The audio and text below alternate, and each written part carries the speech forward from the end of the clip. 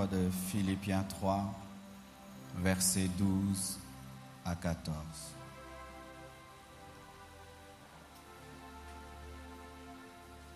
Ce n'est pas que j'ai déjà remporté le prix ou que j'ai déjà atteint la perfection, mais je cours pour tâcher de le saisir, puisque moi-même aussi j'ai été saisi par Jésus-Christ. Frères, je ne pense pas l'avoir saisi, mais je fais une chose, oubliant ce qui est en arrière et me portant vers ce qui est en avant. Je cours vers le but pour remporter le prix de la vocation céleste de Dieu en Jésus-Christ. Nous lisons également 1 Timothée 6, verset 12.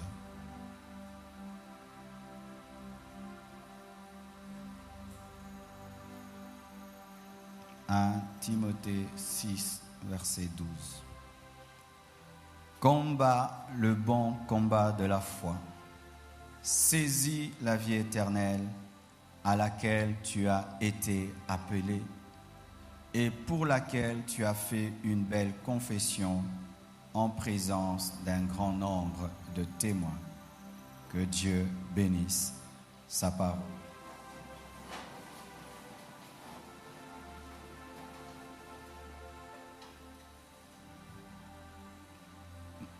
Nous allons revenir sur le terme saisi. Le dimanche, j'ai parlé plus sur la main. Mes destinées sont dans tes mains. Mais je veux revenir sur saisir. Amen. Comment saisir ta vraie destinée. Bien-aimés frères et sœurs, le terme « saisi » nous enseigne que dans la destinée, il y a toujours une part réservée par Dieu à l'homme. Parce que ce n'est pas Dieu qui saisira pour toi. Lui, il crée la destinée parfaite, il te la propose et toi, tu dois l'accepter. Il y a toujours ce que Dieu fera pour nous et ce que nous devons faire pour lui. Il y a des choses que Dieu fera pour toi, mais il y a aussi des choses que tu feras pour lui. Prêcher l'évangile, témoigner Christ, intercéder, ça c'est ce que tu feras pour lui, le manifester sur cette terre. Il y a ce que Dieu fera pour nous. Et ce que nous devons faire aussi pour nous-mêmes. Ce n'est pas Dieu qui a pris les légumes, les a mis dans ta bouche. Tu l'as fait toi-même. Ce n'est pas Dieu qui t'a fait porter le vêtement. Tu l'as porté toi-même. Ce n'est pas Dieu qui a conduit ta voiture. Tu as conduit ta voiture toi-même.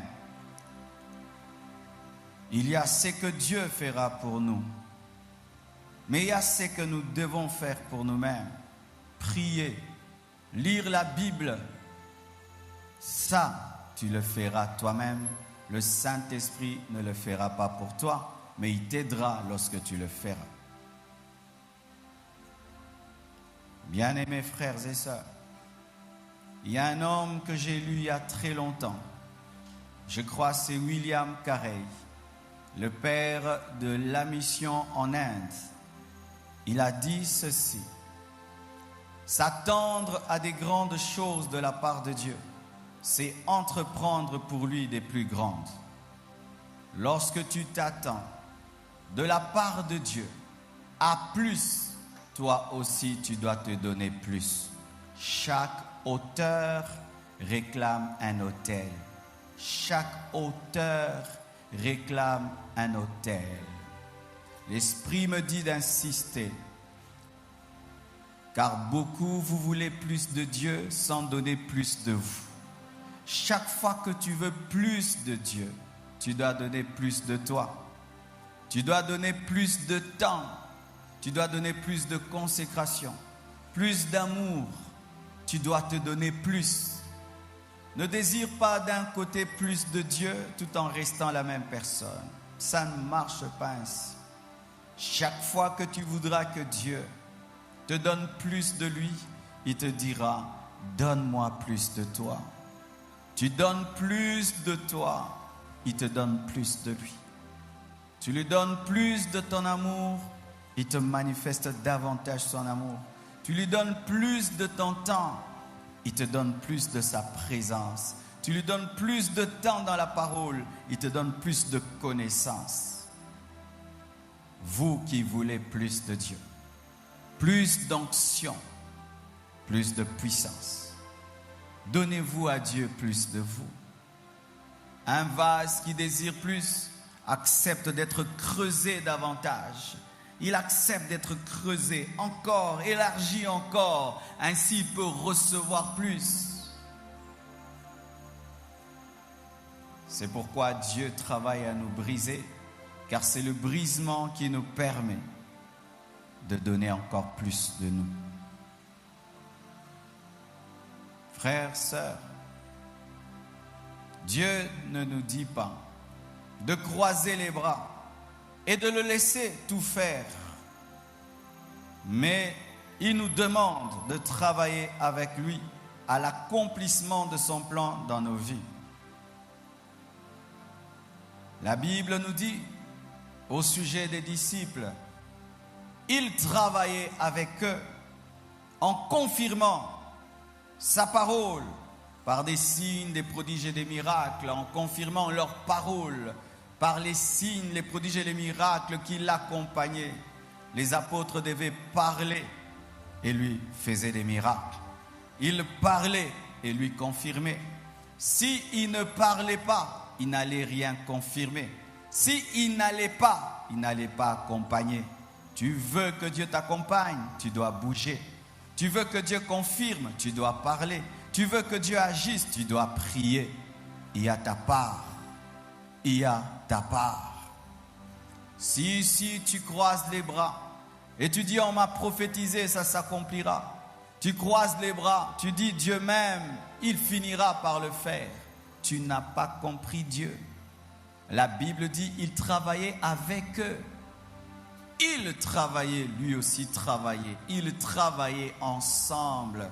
C'est pourquoi nous sommes appelés co-ouvriers.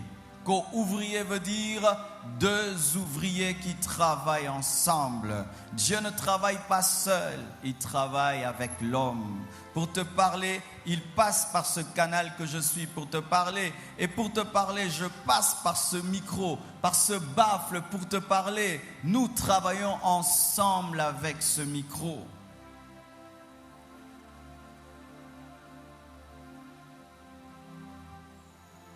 Tu as voulu que Dieu t'utilise aujourd'hui? Comment as-tu prié aujourd'hui? Avant ce culte, tu as voulu que Dieu se révèle à toi? Comment as-tu prié la nuit? Tu veux que Dieu cette année t'utilise terriblement? Quelles sont les décisions que tu es en train de prendre pour que cette année devienne nouvelle? Ne pense pas en croisant les bras. Cette année sera nouvelle. Elle sera glorieuse. Archi faux. Il y a ta part aussi. Alléluia. Et Paul, lorsqu'il explique le terme saisir, voici ce qu'il dit. Saisir, c'est remporter le prix. Mes frères, la vie chrétienne, c'est aussi une course. Une course, mes frères. Nous sommes en course. Observez les coureurs, les athlètes. J'aime bien observer le champion Usain Bolt. Vous voyez son corps, il est plein de muscles. Non pas pour se battre, non. Il est plein de muscles pour courir 100 mètres. En quelques secondes, tout son corps, les mains, les pieds, tout est fait pour courir et être champion. Est-ce que toute ta vie est en direction du prix?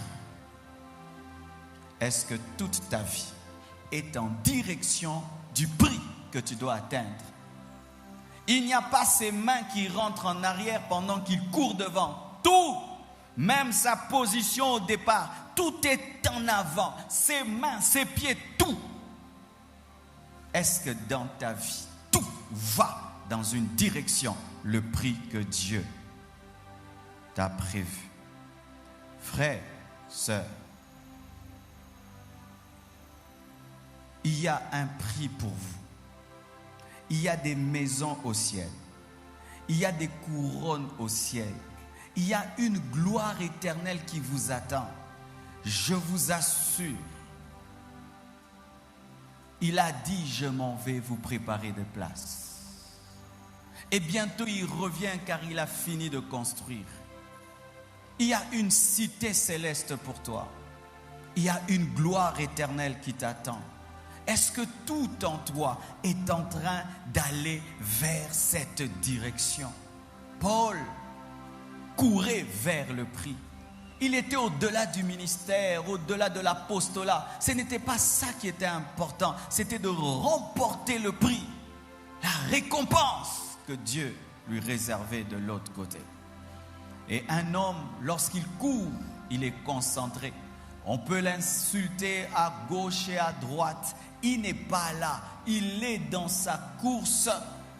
Pourquoi tu écoutes trop les gens? Pourquoi es-tu sensible aux critiques? Pourquoi es-tu sensible à la persécution? Pourquoi es-tu sensible aux personnes qui te rejettent et qui s'opposent à toi? Il n'a que faire de tout ce qu'on peut dire autour, car il a compris que si en 11 secondes, 9 secondes, 8 secondes, il peut arriver, il sera champion. Sortez de la distraction. Que le monde ne vous distraie pas. Que le temps présent ne vous distraie pas. Il y a trop de distractions aujourd'hui. Ne sentez-vous pas la vie différente sans la télévision? Vous sentez combien la télévision nous prenait du temps? Quand tu vis sans télé, tu te rends compte que tu as beaucoup plus de temps pour Dieu. Alléluia. Atteindre la perfection. Atteindre la perfection est présenté par Paul comme une destinée à saisir. Nous ne sommes pas parfaits, mais nous serons parfaits bientôt.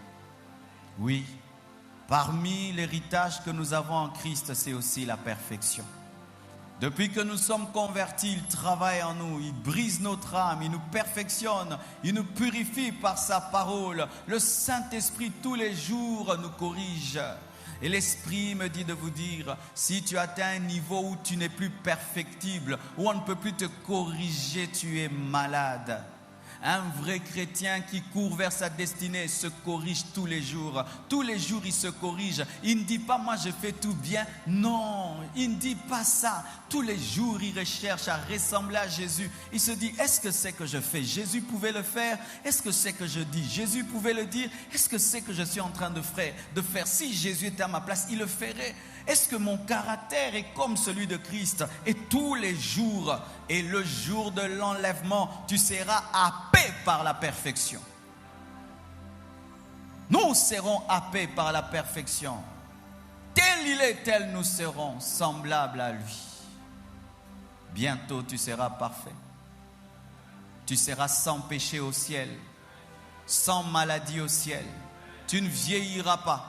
Tu ne seras pas tenté par le diable, car il ne sera même pas dans la nouvelle Jérusalem céleste. Tu auras un corps glorieux. Paul vivait pour ça. Le grand Paul vivait pour atteindre la perfection. Et pour l'atteindre, il était humble, car il dit, je n'ai pas encore atteint, mais je fais une chose, je cours. L'humilité. L'humilité t'amène à te repentir, à dire non, je ne faisais pas bien, je me corrige, je ne faisais pas bien. Et plus tu es humble, plus Dieu peut travailler pour t'approcher de la perfection qui t'attend dans l'au-delà. Alléluia. Saisir sa destinée pour Paul, c'est poursuivre sa course. poursuivre sa course. J'aimerais te rappeler que cette course, tu l'as commencée seul. Alors personne ne peut te distraire. J'ai reçu Jésus-Christ dans ma salle de bain.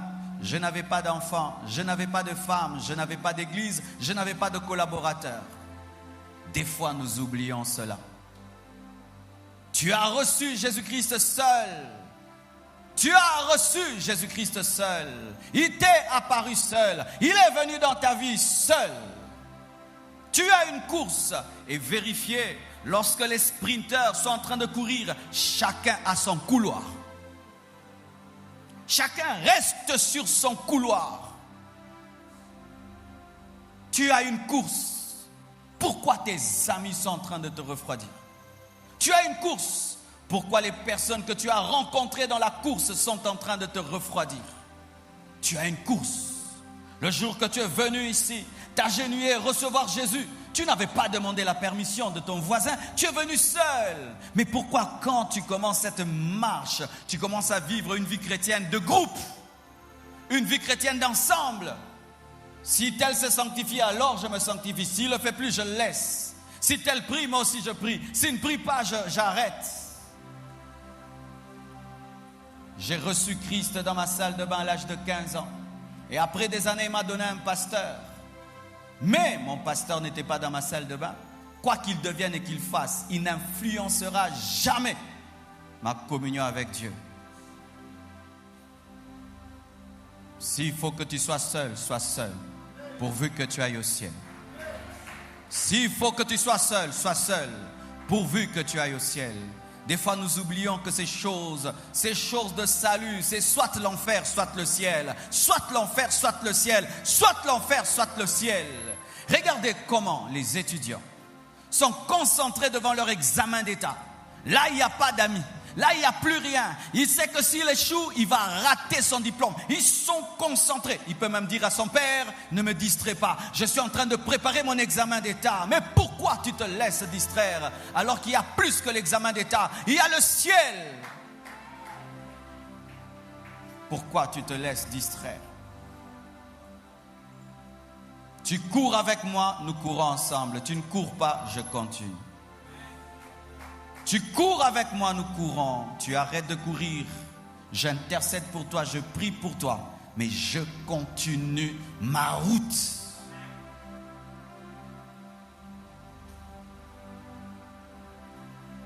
Les apôtres n'étaient pas à côté de Jésus. À la croix, il était tout seul. C'était sa destinée. Être seul.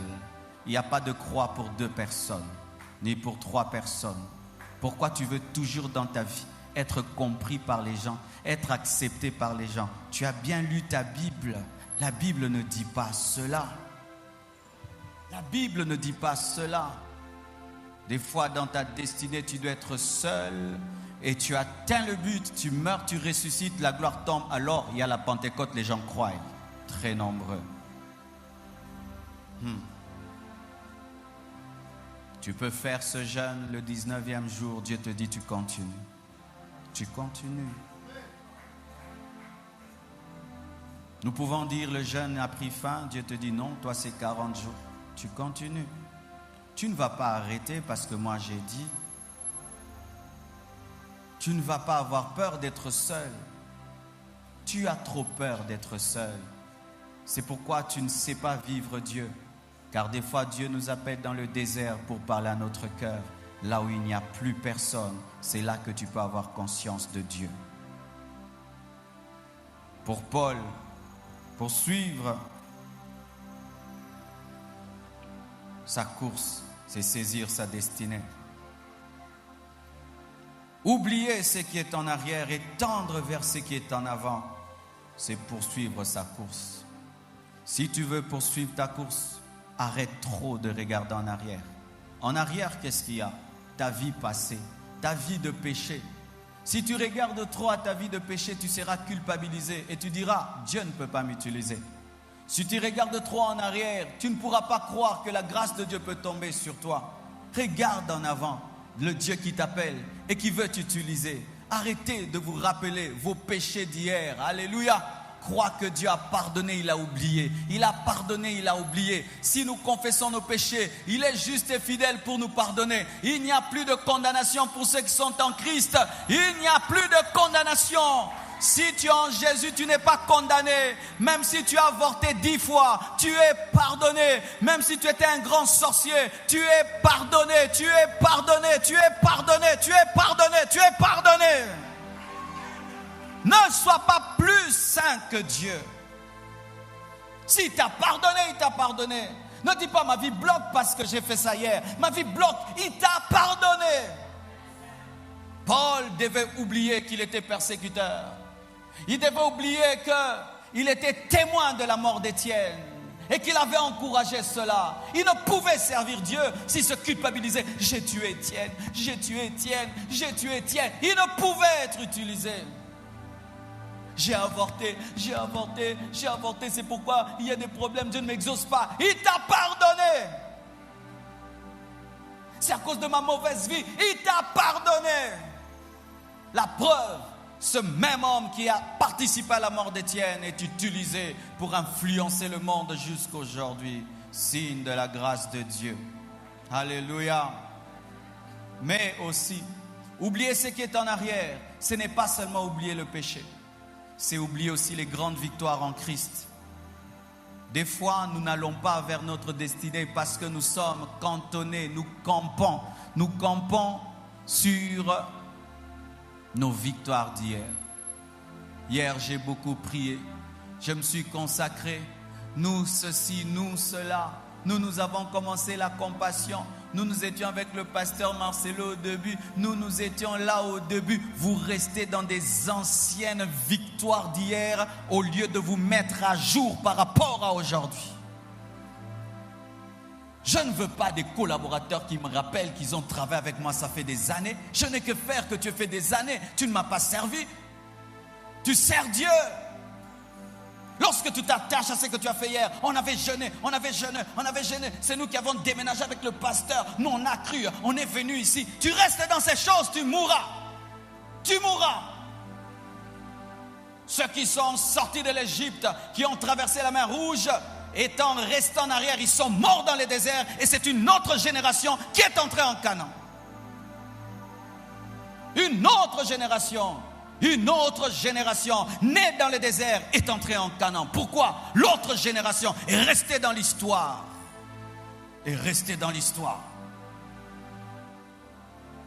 Je lisais la Bible. Est-ce que tu lis toujours la Bible? Je priais beaucoup. Est-ce que tu pries toujours? J'avais un haut niveau de consécration. Est-ce que tu l'as toujours? Oublie ce qui est en arrière. Cours vers ce qui est en avant. Sinon, tu vas stagner, tu vas mourir. Alléluia. Courir vers le but pour obtenir le prix de la vocation céleste de Dieu en Christ Jésus. Mes frères, Dieu n'a rien à nous donner en dehors de Jésus. Dieu ne peut rien te donner en dehors de Jésus. Si tu viens avec tes propres efforts en dehors de Jésus, il ne peut rien te donner. Si tu viens avec ta propre justice en dehors de Jésus, il ne peut rien te donner. Tout ce que Dieu nous promet, il nous le promet en Jésus. Jésus est le seul cadeau que Dieu a donné au monde. Jésus est le seul cadeau qu'il a donné au monde. Et si tu refuses le cadeau de Jésus, Dieu ne peut rien faire pour toi. Il ne peut rien faire pour toi. Vous qui croyez en Dieu sans croire en Jésus-Christ, vous êtes perdus. C'est lui le chemin vers le Père. C'est lui la vie éternelle. C'est lui l'intercesseur. C'est lui le médiateur. C'est lui le véritable sauveur. En dehors de Jésus, il n'y a pas d'autre sauveur. Si tu dis moi je crois en Dieu, je ne crois pas en Jésus, tu es perdu, tu es perdu, tu es perdu. C'est pourquoi même quand vous priez, ne dites pas seulement Dieu, Dieu t'a révélé un nom. Il t'a révélé le nom qui sauve, le nom qui délivre, qui chasse les démons. Tu es seulement Dieu, Dieu, Dieu, Dieu, Dieu. Prie au nom de Jésus. Prie au nom de Jésus.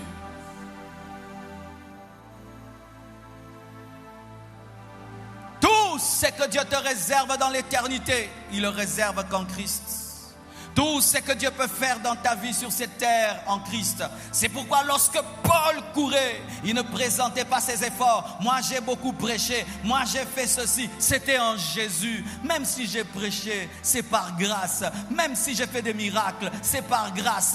Même si j'ai sauvé des nations, c'est par grâce. Alors je ne présente pas ce que j'ai fait, mais je présente ce que Jésus-Christ a fait pour moi. Car la propre justice est un habit souillé devant Dieu. Ne dis jamais moi j'ai fait, moi j'ai fait. Quand tu dis que tu as fait et tu mérites, tu ne mérites rien. Ta justice, c'est un habit sale. Tout ce que Dieu te donnera, il te le donnera en Christ. En dehors de Christ, Dieu n'a rien à te donner. Rien du tout à te donner.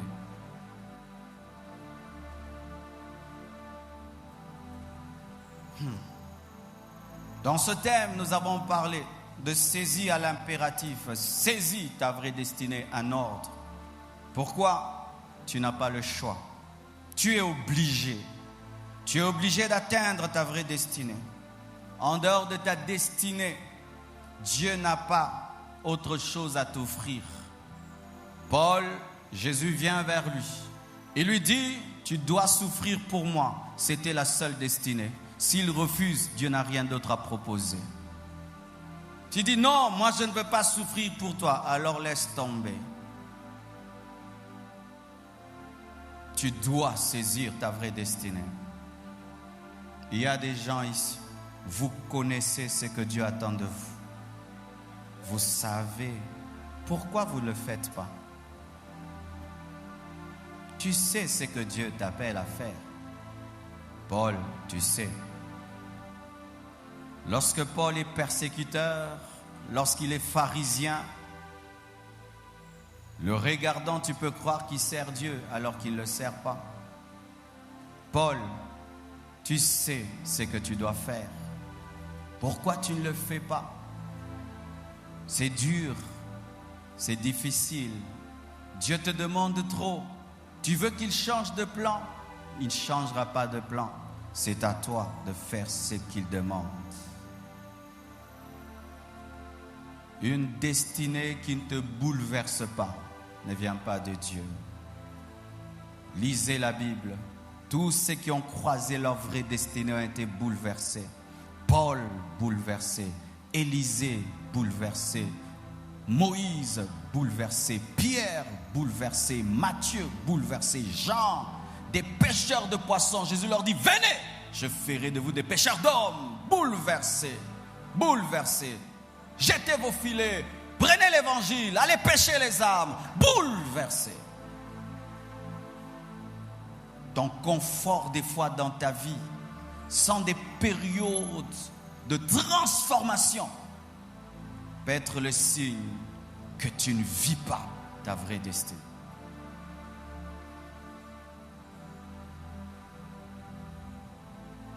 Alléluia. Si tu refuses de collaborer, tu auras un retard. Jésus apparaît à Paul et le jette de son cheval, l'appelle et il refuse. Et il vient répondre après 30 ans.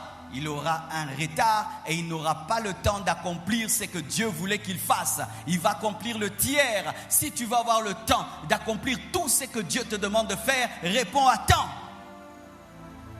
Dieu dans ta jeunesse te précise ton appel, tu refuses. Et tu viens répondre à l'appel de Dieu, tu es marié, tu as des enfants. Ça sera difficile. Il se révèle à toi alors que tu ne connais pas beaucoup et tu attends connaître beaucoup. La connaissance acquise en dehors du plan de Dieu va combattre la vraie connaissance qui viendra. Plus vous prenez le temps, plus les choses deviennent dures. C'est pourquoi la circoncision avait lieu quand? Le 8e jour. Pourquoi? La peau du bébé est tellement fragile qu'on peut circoncire et elle peut se cicatriser rapidement parce qu'il est démontré scientifiquement que le 8e jour, le corps sécrète plus de vitamine K et c'est la vitamine K qui permet la cicatrisation, l'intelligence de Dieu. Plus tu tardes, plus tu tardes, plus tu compliques les choses. Il y a des choses que tu pouvais faire très facilement il y a 4 ans. Maintenant, ça devient difficile. Et même si c'est difficile, tu dois payer le prix. Sinon, quand tu iras au ciel, tu seras seulement au ciel sans aucune récompense, parce que Dieu ne récompense que la vraie destinée. Dieu appelle Paul pour les nations, il appelle Pierre pour les Juifs. Et Pierre va chez les nations et Paul va chez les Juifs. Et ils meurent, ils vont au ciel. Qu'est-ce qu'ils auront? Rien. Mais ils ont prêché, ils ont gagné des âmes. Dieu ne récompense que sa volonté parfaite. Est-ce que vous comprenez à quel point c'est important? Où tu sers Dieu toute ta vie sur la terre, le dernier jour il te dit, bénévolat, je ne t'ai jamais connu. Je ne t'ai jamais demandé de faire ça. Moi, je t'ai demandé ça. Moi, je t'avais dit de faire ça. Moi, je t'ai dit de faire ça. Tu entres chez moi, tu commences à peindre la maison et puis tu coupes la pelouse et après, tu me dis de te payer. Je suis obligé de te payer? Je ne suis pas obligé de te payer parce que je ne t'ai rien demandé. Alléluia. Bien-aimés frères et sœurs, voici, Paul dit une chose importante. Il dit, ce n'est pas que j'ai déjà remporté le prix ou que j'ai déjà atteint la perfection, mais je poursuis ma course afin de le saisir, puisque moi aussi j'ai été saisi par le Christ. Seul celui qui est saisi peut saisir. Si tu n'es pas saisi, tu ne peux pas saisir. C'est seulement celui qui est saisi par Christ qui peut saisir sa vraie destinée. C'est seulement celui qui connaît l'architecte qui peut bâtir selon le plan. Es-tu saisi par Jésus? Es-tu saisi par Jésus, l'architecte de ta destinée? Es-tu saisi par Jésus-Christ, l'architecte de ta vie? Quand je parle d'être saisi par Jésus, qu'est-ce que je veux dire? Suivez-moi. Être saisi par Jésus, c'est être contrôlé par lui. C'est ne vivre que pour lui. C'est penser à lui tout le temps. Il n'y a pas une seconde où tu ne penses à lui. Que tu dormes, que tu te réveilles, tu penses qu'à lui. C'est vivre une amitié réelle avec lui. C'est devenir un chrétien mûr, mature, qui lui ressemble. Ce n'est pas prier quelques moments, mais c'est devenir son ami, un vrai disciple. Paul dit, comme j'ai été saisi par lui, moi aussi je cherche à le saisir. Es-tu saisi par Jésus? Es-tu brisé par Jésus? Es-tu en train de vivre une transformation profonde par Jésus? Es-tu sous le contrôle de Jésus? Ou ta volonté est brisée, ton orgueil brisé?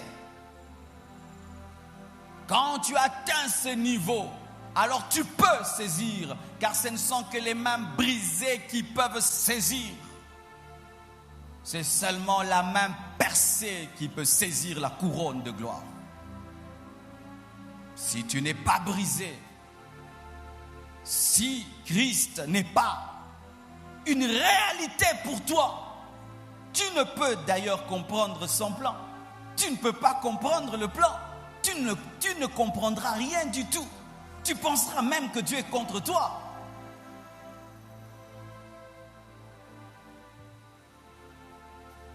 Quelle communion vous avez avec Jésus?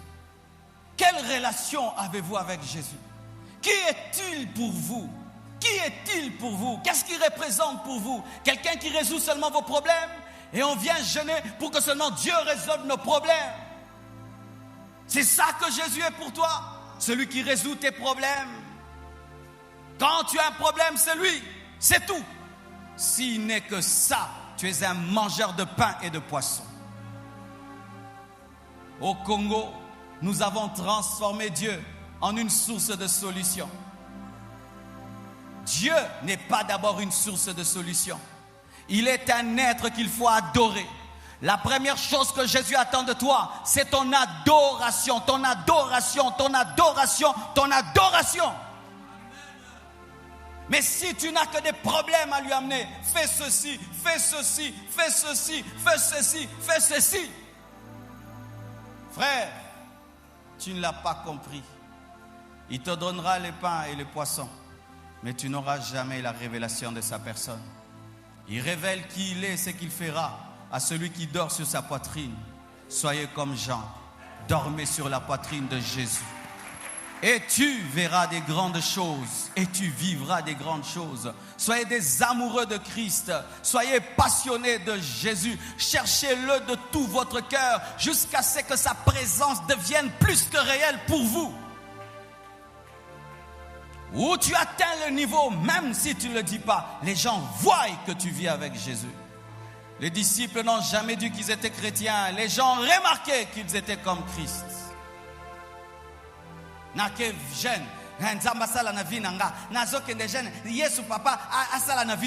Quittez ces choses. Qu'il agisse ou pas, tu dois être dans sa présence. Qu'il te bénisse ou pas, tu dois le chercher. Tu n'as pas besoin d'une promesse de miracle pour venir dans sa présence. Tu n'as pas besoin d'une promesse de miracle pour venir dans sa présence. Où on doit vous motiver, il vous bénira, il vous bénira. Et là on va, oh non! Qu'est-ce que les apôtres ont eu? Qu'est-ce que les apôtres ont eu? Qu'est-ce qu'ils ont eu? Des voitures, des maisons, des habits, la richesse. Qu'est-ce que Paul a eu? Qu'est-ce que Pierre a eu? Mais écoutez ce que Paul dit. Qui nous séparera de l'amour de Dieu manifesté en Jésus?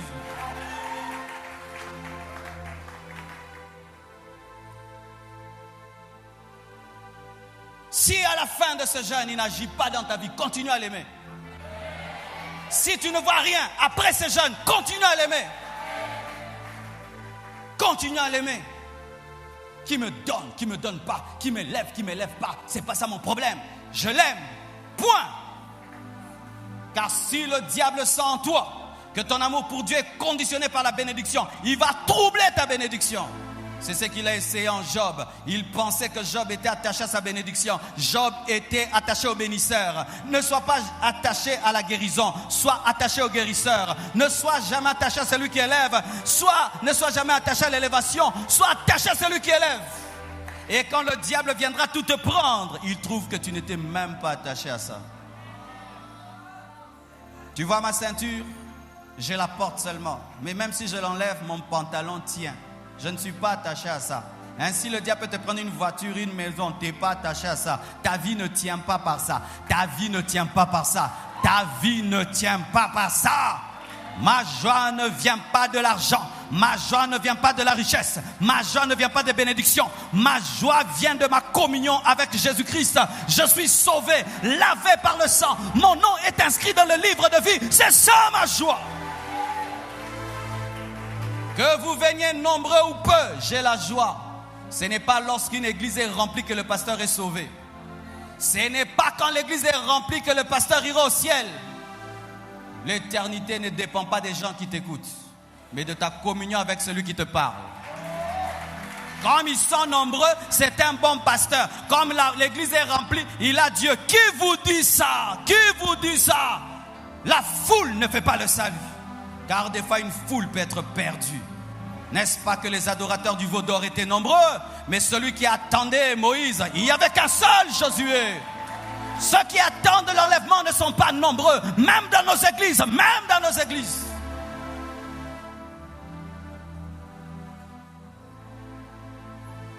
La plupart nous adorons le veau d'or de la bénédiction. Le veau d'or de la gloire, de la richesse et de l'abondance. Et nous n'attendons plus Moïse. Nous n'attendons plus que Jésus revienne. Nous voulons toucher, voir et nous sommes égarés. J'aimerais terminer. Bien-aimés frères, sœurs, j'aimerais parler à un homme ici qui aime la prière et qui est venu à l'église. Écoute ceci, mon frère. Un homme qui refuse de se laisser saisir par Jésus refuse sans le savoir, immédiatement même, l'accomplissement du plan de Dieu dans sa vie. Immédiatement, tu refuses. Qu'est-ce que je remarque? Des gens, tu lui dis, convertis-toi, abandonne le péché, répands-toi, reçois Jésus, il refuse. Mais la même personne après dit, pasteur, prie pour moi, que mes affaires marchent. Le fait seulement que tu refuses Jésus, tu as refusé aussi qu'il bénisse tes affaires. Des étudiants qui refusent de donner leur vie à Jésus, mais qui sont pleins dans les veillées de prière pour les examens d'État. Une fois que tu as refusé Jésus, tu as refusé le plan de Dieu dans ta vie. Reçois Jésus, tu ne veux pas. Quand ton couple a des problèmes, Dieu, mon couple, une fois que tu refuses Jésus, tu as refusé le plan dans ta vie. Il n'y a pas d'un côté le plan et d'un autre côté Jésus. Si tu veux avoir le plan, tu dois avoir Jésus. Si tu veux saisir, tu dois être saisi. Laisse-toi saisir aujourd'hui. Laisse-toi saisir par Jésus. Et tu pourras saisir le plan. Plus tu tardes, plus le plan tardera. C'est pourquoi aujourd'hui, j'aimerais prier pour les personnes qui vont accepter aujourd'hui. Je ne me lasserai jamais de faire des appels. Jamais, jamais. Les personnes qui veulent se laisser saisir par Jésus. Et après cette prière, je sens la gloire de Dieu qui est très forte ce soir. Le Seigneur va faire des grandes choses en ce lieu, afin de vous plonger dans plus de gloire et de présence. Car aujourd'hui, c'est un jour important dans cette retraite. Que Dieu vous bénisse abondamment.